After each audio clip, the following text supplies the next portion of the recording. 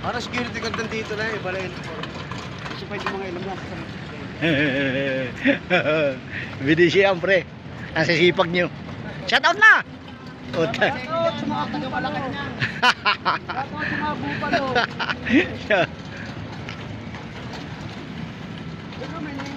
Saan? O kunin yung pagkain. Meron. Wala na laman yan. Panis na yan. O yung tubig meron o. Kalakal. Anong iwan?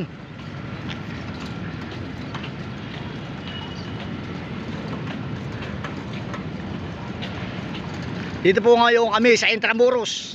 Ipakikita ko sa iyo ang kagandahan at pagbabago ng Intramuros.